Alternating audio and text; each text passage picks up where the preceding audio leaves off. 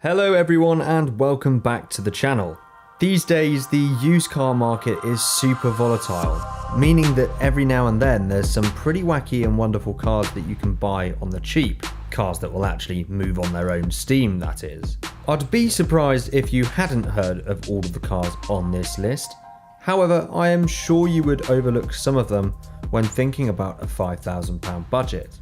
If you're one of the 75% of viewers that are not already subscribed to the channel, make sure to hit that big red button now and join this awesome community.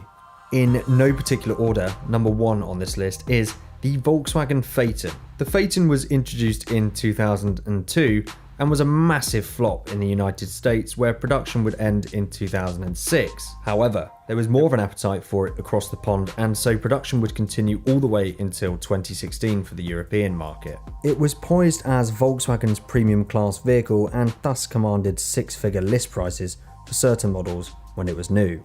The problem was, though, that asking over $100,000 for a Volkswagen is like paying for a VIP box at an Arsenal game.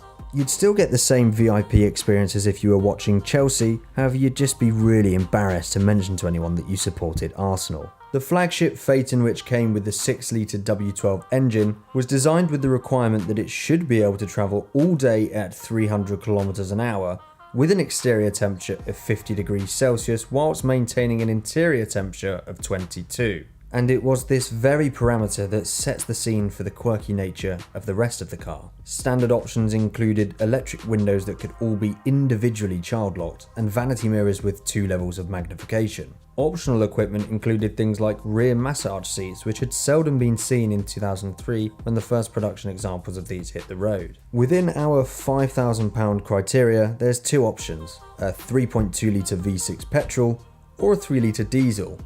The diesel is probably the one to have, as it's actually quicker and more economical.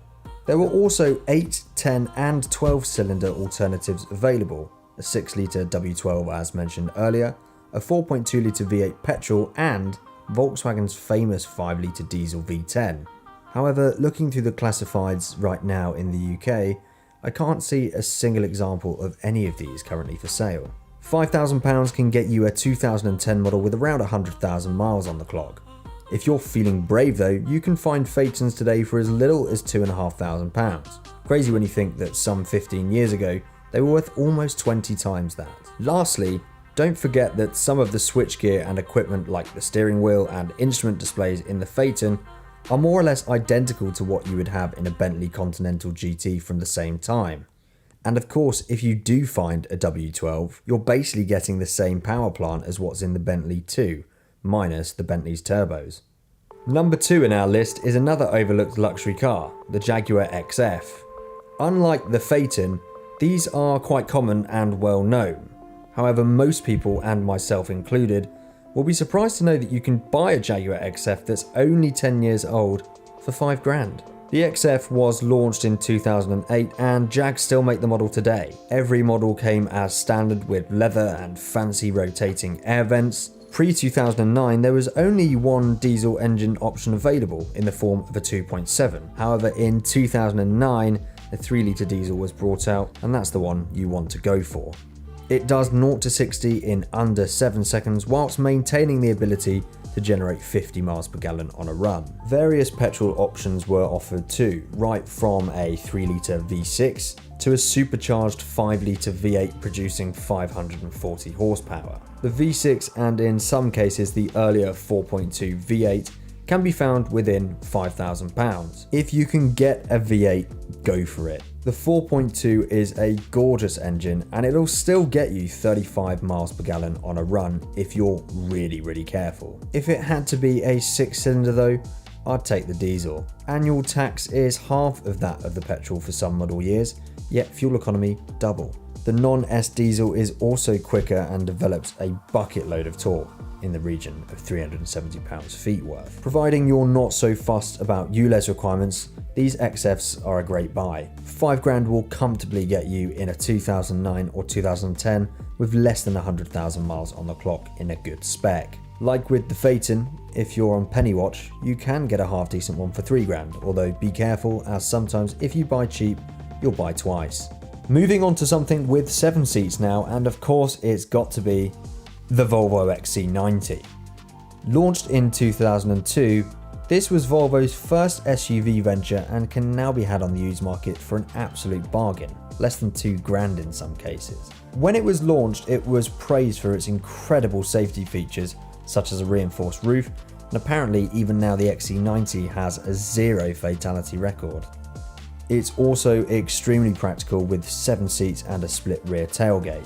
As standard, they're very well equipped. Being Swedish, of course, you'll find heated seats. You can also expect to see cruise control and an electronically raising infotainment screen.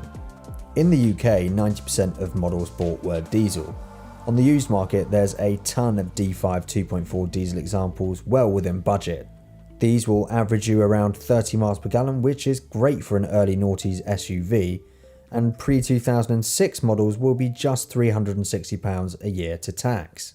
The main issue with these D5 engines, however, is they were just a little underpowered. For an almost 3-ton car, 160 brake horsepower just doesn't cut it, and thus the XC90 suffers a slow 0 to 60 time of over 12 seconds. The more exciting option is the 2.9 petrol engine. This has a little over 270 brake horsepower and a 0-60 time of 9 seconds. It'll average the low 20s in terms of fuel economy, but is still capable of the low 30s on a run. Prices in the UK on the used market for these XC90s start at around £1,500 for MOT'd examples.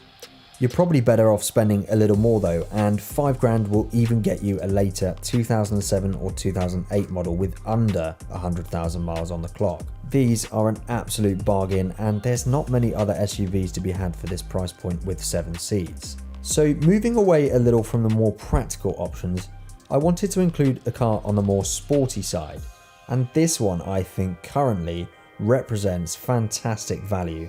I personally can't see them sticking around the £5,000 mark for much longer, and it's a car that you might not think that you can afford, but you can. I'm talking about the R230 generation Mercedes SL. This car was launched in 2001 as the SL 500, shortly followed the next year by the SL 55 AMG, and in 2003 the SL 350 was launched, offering it with a gorgeous naturally aspirated 3.7 litre V6. Each model comes with a retractable hardtop, which means on the 3 days a year when it doesn't rain in the UK, you can opt to have the roof down. Now, although in 2001 a base SL 500 cost over £60,000, believe it or not, these can now be had for under £5,000. Within our budget, you can pick up a relatively nice SL 350 or a higher mileage SL 500. The 3.7 V6 SL 350 has around 250 brake horsepower and will do 0 to 60 in around 7 seconds.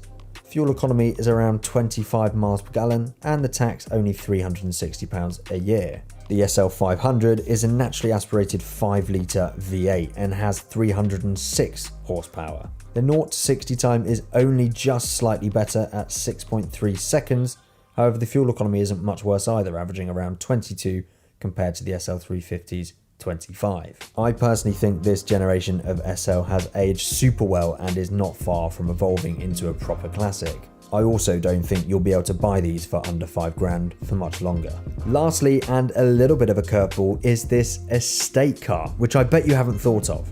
It's the Alfa Romeo 159 Sportwagon. Designed by Giorgetto Giugiaro and assembled in Italy, the 159 Sportbrake has to be one of the most beautiful estate cars ever made. In fact, comment below a better looking estate. I dare you.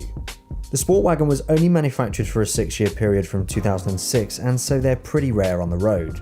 On most models, when you step inside, you are greeted with gorgeous Italian leather seats, big analog dials, and a steering wheel that looks straight out of a Ferrari. Most were spec'd with a 6-speed manual, although there are some autos available. There's lots and lots of different engine variants available, both petrol and diesel.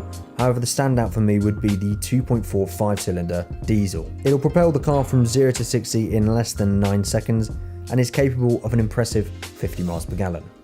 It's also properly practical too, with tons of legroom in the back and an almost 500 litre boot. £5,000 should get you a 2009 model with less than 100,000 miles on the clock. And that concludes my list then today of 5 overlooked cars that you can buy for less than £5,000. Make sure to leave a like if you enjoy this style of video, and do comment below on whether you agree with me on my opinions or not, and also which list you'd like to see me go through next. Thank you all so much for watching, and I will see you very, very soon.